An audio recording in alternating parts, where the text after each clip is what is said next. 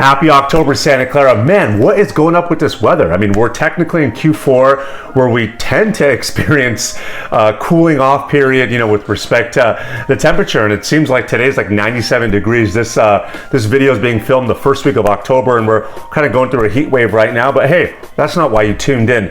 Last time I checked this morning, jumbo rates were in the low sevens, around 7.3% for your standard jumbo rate loan. The 10-year treasury yield, which is what I primarily use to track the 30-year fixed mortgage rate, is in the high fours, 4.8%. That's the highest it's been around since 2007. And rates are at a 22 or so year high as well. It seems like the Federal Reserve is just taking a jackhammer to the economy and just trying to break it as much as possible, because my opinion is the low unemployment numbers being so low, they just want to see that tick up higher. So they're just, just essentially trying to break the economy until they get to those job numbers. But if you take a broad brush, and you'll notice that there's a lot of services tied to the financial sector, real estate, lending, cars, you name it, they're getting hit really hard this year because of these rates. So we'll continue to watch that and monitor it. Welcome to your October monthly market update report for Santa Clara. I'm taking all three zip codes and combining them and giving you an average of what's going on in town. So the median list price for the single family house hitting the market is $1,849,475 to be exact. Let's just say just under 1.85 mil. Last month I had reported just shy of 1.8 at 1,798,000. So we're up around $50,000 month over month for your average single family home. That translates to around $1,153 per square foot, while in September I had reported $1,078. So on that note, we're up around $75 per square foot month over month.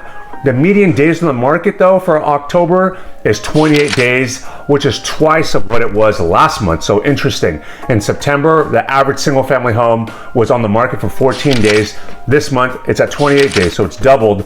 And the price reductions have also gone up. We're at 22% for the month of October, while in September we were at 6%.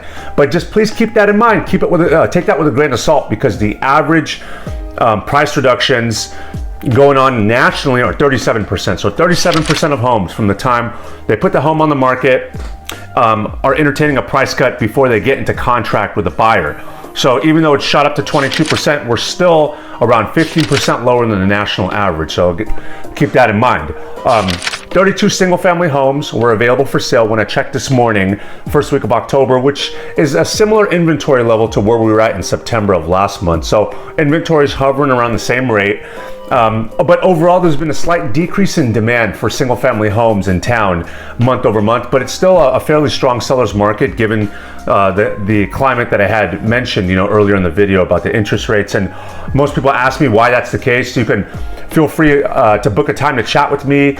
The link under this video has access to my Calendly, where you can book a time to chat, and then we can go over all of this information and I can answer any of your questions. But a high level overview is that letter I, inventory. What's selling the fastest in town? I noticed that there was a few homes. Think of your 65-year-old, 3-bed, 2-bath, around 1,200 square foot, your quintessential mid-century modern home on a 5,500 square foot lot. Those are on the market for around 10 days and getting in a contract. So they're doing them on, weekend of open houses and entertaining offers that next week. So shows the health of the market, for those specific homes is still going pretty fast compared to the other properties. That's, close to a third of the day's duration than the average single family home sitting on the market. Now, that was for the single family home. Hey folks, I'm so sorry to interrupt the video, but I had to tell you about this really cool product that I have called HomeBot. Now, I use this for all of my past clients. It essentially breaks down all of your financial metrics and insights for the home, whether it's the current mortgage rate, amount of equity you've made, the amount of savings you've made as being a homeowner, and percentage of principal to interest that you've paid off on the loan. There's a lot of metrics that this provides, and it's much better than those websites like Zillow and Redfin as well, because outside of all those metrics that I had just referenced, those websites websites can be off by like 10% plus or minus. I'm talking the most accurate data that you can get, customizable alerts about when rates drop, and if you were to refinance, how much money you can save, the equity you've made on the property, home equity lines of credit, like if you're looking to trade up or down with your existing property, or you want to pull some money out through a HELOC and go in and buy an investment. If you're interested in this, please reach out to me, because I would give you a monthly report of all of this information, obviously free of charge. My past clients love it. I'd love to offer it to you. So reach out if this sounds interesting. Let's get back. Let's get into the condos and townhomes. So the median list price for those is $782,000. Last month in September, I had reported $774,000. So we are up around $8,000 for your average condo month over month.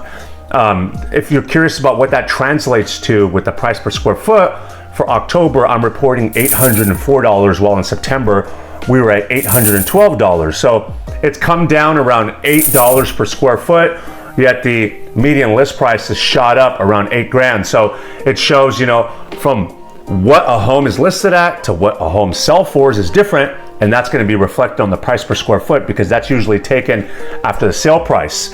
Median days on the market, similar to the single family homes, which I found interesting, is 28 days. What's also interesting is in September, we were at 14 days for the average condo and townhome on the market as well. So literally the same exact as a single family home. So that was kind of interesting to see. So as you can see, month over month, the days on the market has doubled. Price reductions, again, very similar, 22%. In September, for condos and townhomes, I had reported 17%. So we're up around 5% to 22% for October. Last time I checked this morning, we were at 27 condos and townhomes available for sale in town. And that's up a bit from last month when we were at 23 homes, condos and townhomes for sale. So just like the single family homes as well, there's kind of a trend going on with both style homes, that there has been a decrease in demand month over month, most likely because of the rise in interest rates. A rule of thumb I like to throw out is every percentage point the interest rate increases, a buyer's purchasing power drops by around 10%. So keep that in mind as a rule of thumb. The fastest selling, though, I noticed there was a few 1,400 square foot townhome style homes, 2-bed, 2.5 bath, think that layout, 2-story. They were on the market for 14 days, so that's around half of what they're normally sitting on the market for, and they were, getting picked up after 14 days on the market. So buyers are still on the fence there. It's been a little bit more challenging with the increase in rates, so there has been a number of buyers dropping out of the market, but they're still out there. They're on the fence, and if it makes sense for them with respect to price, layout, schools, proximity to employers, they'll jump on it if it makes sense for them. And overall, folks, I love reporting this information. Some interesting times as we're getting into, with the Federal Reserve. I'm curious to see if they're going to increase rates one more time. Are they going to do another 25 basis point rate hike before year end, or just keep it for longer? It seems like economists are split between higher for longer or do one more rate hike. I guess we'll see. I will continue to watch all of this stuff and report it back to you. As you folks know, my dad got in this business in the 80s. Built his bones in Santa Clara. I'm very grateful for the town of Santa Clara. I love it here. I'm part of the Rotary Club. I'm a brand ambassador with the Silicon Valley Chamber of Commerce here in Santa Clara. So I'm going to be at the Parade of Champions parade this weekend, which I'm very excited for. I appreciate you folks tuning in, and more to come next month in November.